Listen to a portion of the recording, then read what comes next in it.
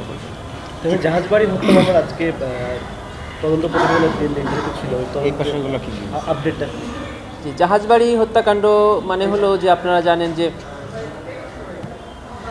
এটা 16 সালে না 2016 সালে কল্যাণপুরে বেশ কয়েকজন ইসলামী মনোভাবাপন্ন যুবকদেরকে দেশের বিভিন্ন জায়গা থেকে তুলে এনে এখানে রাখা হয় এবং বলা হয় যে এরা জঙ্গি, তাই বলে তাদেরকে নিরস্ত্র অবস্থায় গুলি করে হত্যা করে ফেলে দেওয়া হয় এবং পরবর্তীতে তাদের লাশ কখনো আত্মীয় স্বজনরা নিতে এসেছে, কখনো নেওয়ার সাহস করেনি। কারণ তৎকালীন স্বরাষ্ট্রমন্ত্রী বলেছিলেন যে এই জঙ্গিদের লাশ যে পরিবার গ্রহণ করবে আমরা সেই পরিবারের কেউ খতিয়ে দেখব তারা জঙ্গি কিনা। এটা বলার পরে নিশ্চয়ই কোনো পরিবার নিতে আসবে না।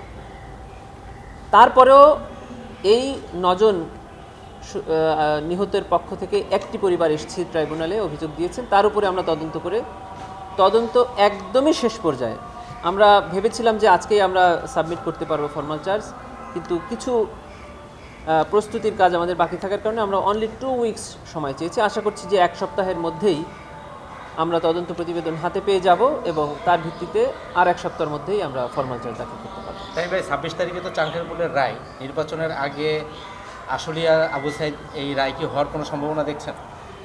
যে আপনারা জানেন যে গত পরশুদিন জুলাইয়ের অকুতোভয় সৈনিক আবু সাইদের হত্যা মামলার উভয় পক্ষের আর্গুমেন্ট শেষ হয়েছে এবং রায়ের জন্য সিএভি করা হয়েছে, অর্থাৎ যে কোনো দিন রায়।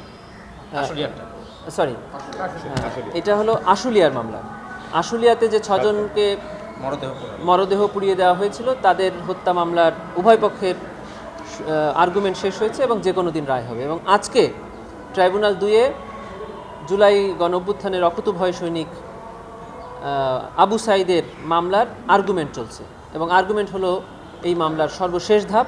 আর্গুমেন্ট শেষ হলেই রায়ের জন্য ট্রাইব্যুনাল অপেক্ষমান রাখবেন অথবা রায়ের দিন ধার্য করবেন। আমরা আশা করছি যে চাংখারপুল, আশুলিয়া হত্যাকাণ্ড, আবু সাইদ হত্যাকাণ্ড সহ আরও 2-1টি মামলার রায় হয়তোবা 1 থেকে 1.5 মাসের মধ্যেই এই জাতি পাবে।